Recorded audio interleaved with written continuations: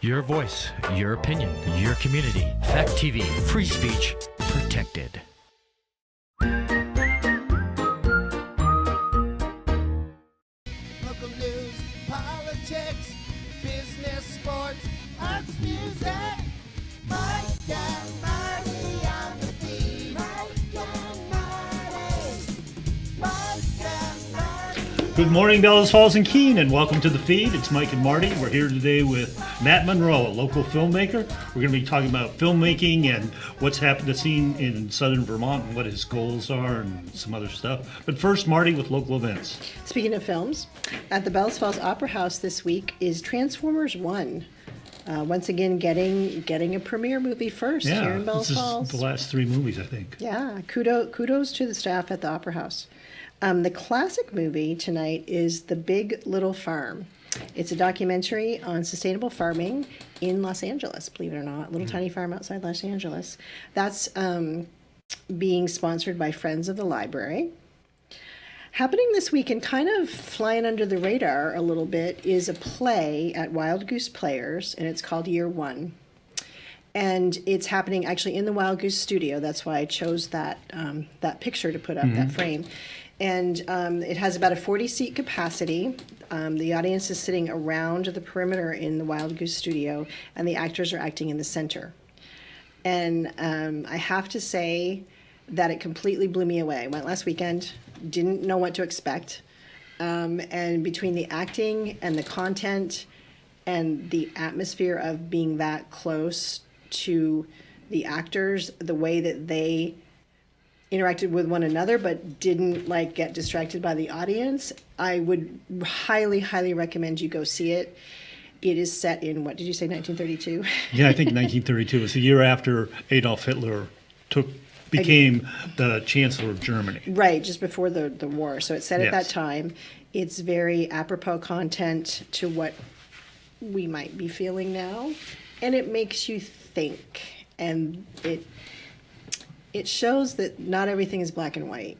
And I think that if more people can understand and think that way, Right. maybe things would be better for all of us. So Friday, it's a 7:30 performance. Saturday, there's a matinee and a 7:30 performance. And Sunday, there's a matinee at 2 and an evening performance at 7:30. I believe tickets are $20 or $25. I did not look that up. They're available on the Wild Goose Players website, and it's highly worth your time, folks. Go see it.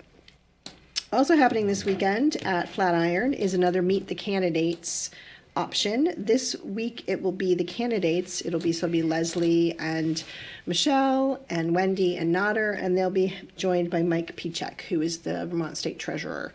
That happens at 10:30. Grab a coffee, come with your concerns. It is an election year, so it's a good time to express your concerns to the candidates. And that's it for local events. Okay. Matt, welcome. Thanks for having me. That's great. Tell us a little about yourself and what's happening right now. Sure, yeah. So I'm from Tunbridge, Vermont, originally. Nice. Yeah, I grew up there. Went to school at South Royalton, which is now, I think, White River Valley. My drama teacher, Louise Beretta, kind of inspired me to become an actor and told me I should go to acting school, and so I did. And then I found myself in Los Angeles for 15 years. I moved back to Vermont with my wife about 2 years ago. Great. And we love being back. Nice. And love the southern Vermont region. So, What inspired you to move back? honestly, it was like family and the fresh water and clean air. Yeah, New England versus the environment of Southern California, which is beautiful. Don't get me wrong. Southern California is beautiful, and I love that town. I love LA, but just wanting to be closer to family and kind of get back to roots. And then you came into Springfield and you set up a business? Sort of. So, excuse me.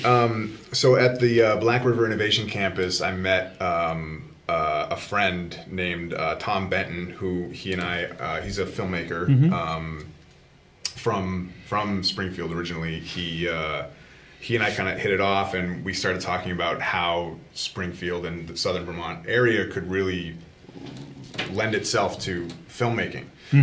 Great locations, beautiful outdoors locations, really, really cool structures and kind of post-war structures along the river and dams and such like that. So we just thought, there could be some potential down here, and there isn't a lot of manufacturing industry, even though there's still some. But we thought, man, this could be a real place for some potential for filmmaking. And so he's kind of a race to the finish to write a script, and he finished his first. Nice. So I'm still working on mine, and so we just decided, you know what, let's just make this movie for a modest budget. Right. And that's sort of, I don't want to say, maybe your calling card. You've done several movies. So I've done several of my own. Yeah. Tom wrote the one we begin filming October 1st through the 14th in the Springfield area. But I shot two of my own. During the lockdown in Los Angeles, a friend and I got together and we were like, we should just set up a camera and just write something and just act it out, and just for the heck of it.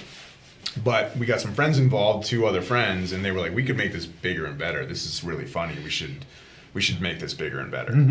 And so we did. We kind of rehearsed the movie, me and the other actor, for about 2 or 3 months ahead of time, so that we could just do the scenes as a play and let the camera work with us. And then we picked the locations, and we would go out into the world and rehearse them while we were driving around town. We'd be rehearsing, pulling into the gas station, rehearsing. And there's a great scene in the gas station, oh my gosh, where my counterpart, who was played by Paul Romero, fantastic actor, we're driving to get gas, and you never see it, but there's a body in the back of the truck. Yeah. You never see this, and we literally pull into this gas station, and I get out and pump gas, and it's all happening while the camera's rolling. It's really, really quite funny, and he's just freaking out about it. So anyway, I made a couple very affordable films in Los Angeles with friends, and when I came here, I thought, well, I can put that experience to use here. And Tom has yet to make his first feature. This will be his first. Oh, nice. So I get to kind of like be the producer on that and be one of the stars of it, and kind of see his process through to the end, which is really actually quite a gift, to be honest, to see someone else step into those shoes and make a movie. So this film that you made has a name, Dead English. Dead English. Might people be able to see that film locally?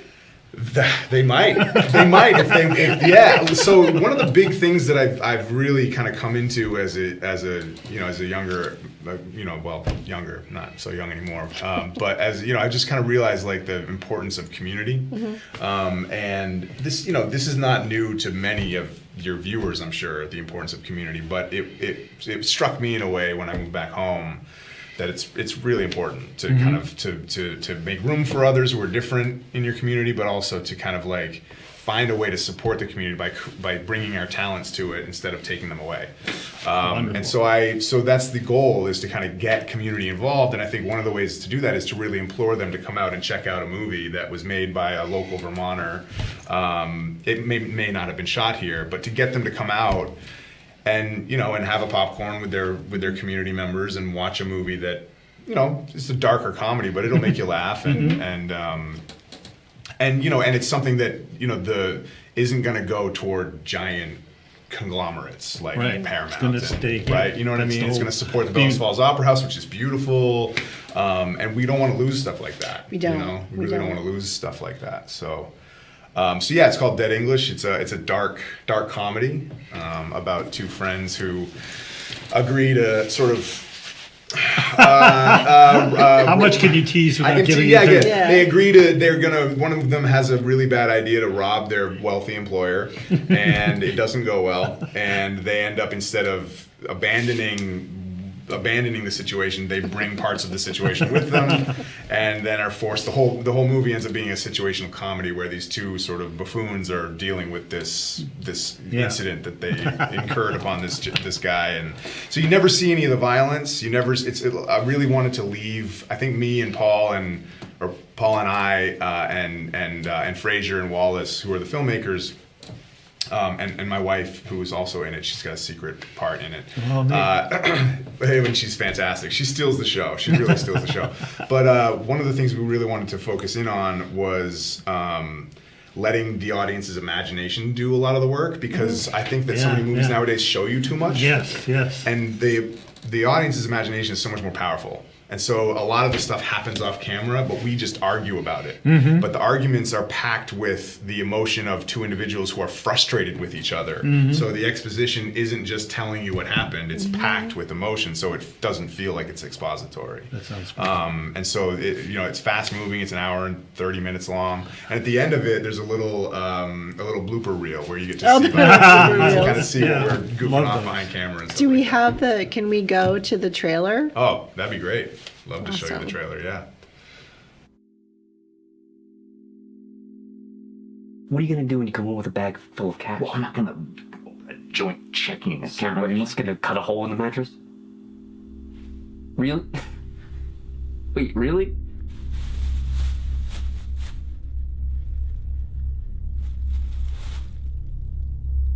This one's for you, no doubt. You're married. That's all they had. Okay. Okay.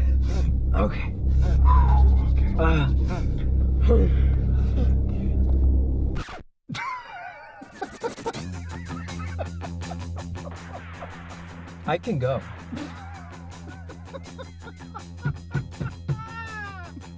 Seriously, dude, I can go. You can do this by yourself. Okay. I've had enough of your... What, denigration? Yeah! It's not the same difference. You cannot say same difference in this situation. Is the That same is difference. literally antithetical to the situation because he had a fire poker, okay? It is a lot longer than a knife, and it's got that hooked little thingamajig. You had a gun, Dawn! I'm saying we're not gonna haphazardly carry a body wrapped in carpet to my apartment without making sure that there's no one around to see. There could be street cameras, apartment cameras, doorbell cameras. There could be cameras anywhere. It's a risk whether there's people around or not. Dawn, we can't go to a gas station with the body in the bed of your truck. I'm not gonna make it to the desert on half a tank of gas. Besides, no one's gonna notice, so. Oh, no one will notice? No. No one will notice! Oh, good. Fucking grand. If you say no one will notice, then I guess it's fine then, isn't it? Keep it down, Mel. Keep it Please. down? Yes, please. Keep it down? What's the matter? You don't want to wake the fucking dead guy? The point is that we went to go and rob someone, and you ended up fucking executing him. And now you want to bury him. Fucking nature walk. That's the fucking point. Let go of the fucking bag, Mel. Fuck no, man. I'm not letting go of the It's my fucking idea. Let go of the goddamn bag. I didn't do shit, did I? Let go of the goddamn bag. Mel, let go of the fucking bag!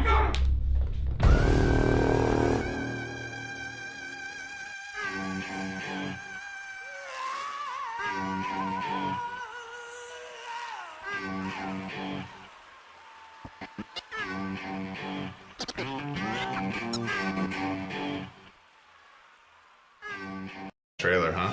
Yeah. Yeah, we should have. And I thought of that when I sent it to him, and I didn't warn It the looks like an incredible constituency. movie. Oh, thanks, man. It does. It looks thank you. amazing. I Yeah, can't wait to it's see it. like I said, it's a modest picture with a modest Yeah. budget. But I hope people come and. So what day is it playing at the Opera House? Yeah, so it's a Tuesday, so not a lot of restaurants open Yeah. on Tuesday, so can't go to eat, but you can come and see a movie. Yeah. It's Tuesday, October 8th. Yes, Is that Tuesday, correct? October Yeah, 8th at Tuesday, 7 October p.m. 7 p.m., yeah. Tickets are $15 online or $20 at the door. Right. Great. And keep in mind, too, I think I was speaking with some of the people behind the scenes at the Bellows Falls Films. They're going to do some kind of promotion where in the next, I think, couple weeks.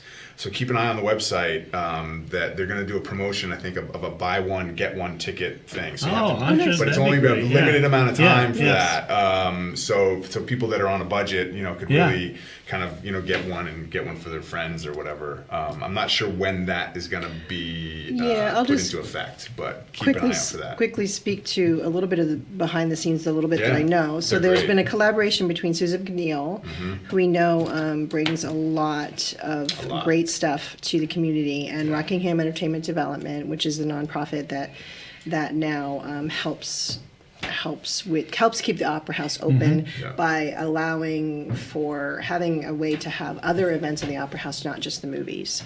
And so they've created BF Films, which is Bellows Falls Independent Filmmaker Showcase. They're showing one this month that we didn't really have time to get anybody on to talk about, but there's one happening. I think the 28th. I didn't actually write that down. Do you know the date of the one this month? I don't. I don't either. I apologize for that, but it's happening, and then Matt's is happening in October, and I think the hope is that we can keep being.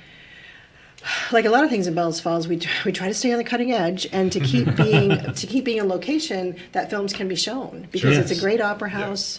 You got the triple up, which you can't beat, and there are places in town, depending on the night, where you can go out. Yeah, I showed this specifically on a Tuesday because so many of my friends work in the restaurant industry in Springfield. Oh, okay, and there you go. They can't come. It's on a different night. No, you so I can't, did that on purpose because I was like, I really want people to be able to come and see it. We normally couldn't come and see it. Perfect. So. Tell us about your operation in Springfield. What is it? Where is it? Yeah, what does it encompass? Yeah, you mean in terms of the film we're going to be shooting in October? Yeah, so we're filming at a house in the sort of the Springfield proper area, right in town. We're filming.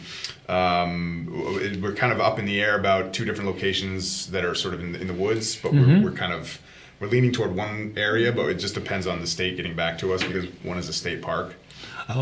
So we gotta make sure this state gets back to us before that, and if they don't, we'll find a backup. Where some of the locals have been great, like Mr. Matush is offering us his hunting cabin. It's like they've just been so great. Nick Matush owns the Copper Fox and operates the Copper Fox, which we love, and they support us hugely. Hugely, that's not a word, that's a Trump word. That's fine. Hugely, they hugely support us. And Steve has been really great to loan us his hunting cabin, so we're going to shoot some stuff down there. It's a beautiful area. And I think there's a couple other locations too. Can you generally talk about what the movie is going to be about? Yeah, I can. I mean, it's online now. You can go to imdb.com and just search Leather Clad. The log line of that film is a warden's daughter and an ex-con defend a house against a bloodthirsty militia.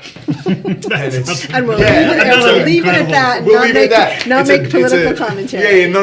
It's not a political movie at all. It's a dark comedy. It's a crime thriller. It's packed with comedy.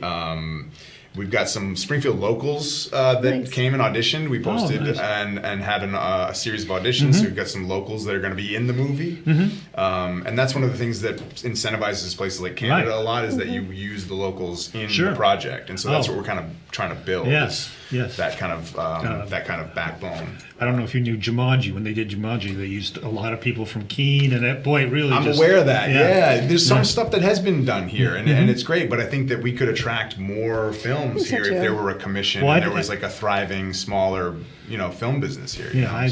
We talked a little bit before, and I just love your ideas about bringing people in and building that sort of cottage industry of filmmaking here, because it's so. There are some production companies here. There's small ones. I'm not familiar with too many of them, but there are small groups of people that are doing stuff. But I think that the more we can cross-pollinate some of these events, between the local cinemas and the Bellows Falls Opera House and other production companies, we can really kind of show our elected officials that this is something that could really bring some money that Vermont is missing out on, that could be brought into the state to film here. So many projects film elsewhere and call it Vermont. So. I know. Like Hallmark, hello. Yeah, Hallmark's Rolodex could be shot here, but they're elsewhere in Vermont. So that's true. That's one How of the about your goals. crew? Are the crew all locals? Or So we're crewed up with some of Tom's crew. He's got his kind of skeleton crew. I mean, not a huge crew, but it's enough for what we're doing. But then we've got some of my film students. So I have an acting class. Tell us about that too. So I teach it's an advanced acting class for anyone who's interested in learning about acting. It kind of makes the sort of more of an advanced approach of acting more accessible and practical for those who don't understand acting. And so I teach that at the Black River Innovation Campus on Monday nights. I forget what the fee is. My wife is in charge of all that. You can go to my website, mattmunroe.com, and check out the class page. But we have a number of students there, and they all auditioned. I posted locally on the Facebook page, and we had, I think, 20 auditioners come out. Nice. And one of the locals booked a role, and I think I mentioned that in Yeah, I don't know if that is. I forget the question. I'm sorry, man. I'm a little. No, I get a little I'm nervous sort on of trying to camera. get the scope of what you're doing because to be honest, this is the first I've heard of it. So it's really the roots of a thing, right? Yeah. I just moved back and I saw all these buildings and I was like, oh man, something could be done here. You know, and I don't know if the local and administrators and stuff want a film business in the town, but it's happening. So hopefully they do. And the idea would be to bring some work for people who want to work in a field that's not the norm. Well, I think it's zeitgeist or something because you're bringing these are ideas that have been. At least Marty and I have been encouraging sorts of things like this for a long time. Just the idea thinking outside the box. Right. And I know that it's hard, and we've seen it in Bellows Falls because everyone wants to bring industry and manufacturing back. Okay. And that's just not going to happen. It So might we not, have and we have to find something else. We have to find something else right? that showcases who we are and what we do. Like you said, there's beautiful scenery in Vermont, and they fake it for all the Hallmark films, or even they don't have to, and they don't have to. You don't have to just do documentaries about maple sugaring and local farms and stuff like that. For people who want narrative, there's room for that here. You know what I mean? There's I think there's room and there's an audience for it. I think that the audience just doesn't know that things are happening. So how do you reach that audience? And I think this is a good way to start, right? Is to build from the ground up. And it's like we talk about the idea of incremental development. Right. It's another step. Right. It's another step on the way of moving. If you might not be able to create a Hollywood here in Bellows Falls, but you can do films and you can have people come in. It doesn't have to be. Yeah. It doesn't have to be to give people something to do while they're here. They don't have to go away to do what they want to do. Yeah. But I did, and so many of us do have to leave to do what we want to do. But maybe that doesn't have to be the case. Yeah. And it also, we talk about this a lot because we constantly talk about support local. So local productions support local people. Local people support other local businesses, and local stays local. Right. When you pay to go see Transformers I'm going to say 1. Transformers 1 per se. When you go to pay, yes, Could be a good movie. We don't know. I don't It's know. a good. It's- It I'm may sure be a it was great shot- movie, but it's that money is It's not. not gonna, I mean, it's going to stay. A portion of it is going to stay in the Opera House, but Small portion. small Yeah. portion. And so, on the grand scheme, it's again the whole. We have so many things happening in the state of Vermont that we can sort of control. We can control that we support local. We can control that. That's a really good point about young folks leaving. Yeah. Yes. So having an opportunity I for did. because what was there at the time that you left? If there were film being done in Vermont to the degree that I thought I could get into it and learn about it, I might have stayed. I might have stayed more local, right? I fully agree, and I think it is possible, and I think you just have to start small and just kind of, instead of looking up at the challenge of the mountain, you got to take one step at a time, right? Yes. And that's kind of how I approached the acting class, and that's how I approach speaking, apparently, because I use the word hugely, which isn't even a word. We'll forgive you that one. How about editing and stuff then? Where's the other side of the production? Are you doing that? So I probably won't edit Leatherclad. Tom will do that one, but I'm editing my second feature, which, judging by the trailer, you can probably guess the name of it. It's called Foul Mouth. That was perfect. Literally, the name of the movie is sort of a follow-up to Dead English. And I'm editing that now. I use DaVinci Resolve, which is a coloring program mainly that is kind of the industry standard coloring program, but it has a really powerful editing software, and I kind of learned on that. Do you edit with DaVinci or do you use? Okay, yeah. So I really love it, and I love the interface, and I find it to be that since I learned on it, I don't want to use anything else. Right. But I can edit. If people shoot short films and if they want me to edit I don't charge a lot. But I could edit people's projects. I have, if you go to my website, I have inquisition forms about if they want to inquire about directing fees or whatnot, I could direct some of the project as well. We have 1 minute. Oh, okay. So hey, this is fun. You has really been have great. to come back. It's been so nice to meet you, Marty, and Mike. Mike, right? Yeah, that's Yes. right, Mike. Yeah, it's been nice to meet you guys. Say your website and how. Yeah, so mattmunroe.com, MUNROE. Dead English is October 8th. We'd love to see you all there. I hope to see you guys there. Oh, and yeah, hopefully we'll be back with more updates about the And you'll come back and keep us posted. Company. Yeah. Perfect. Yeah. Great. Thank you. Yeah, thanks Well, for that's it having for me. this week. Yeah. We'll see you next week on the feed. Bye, community.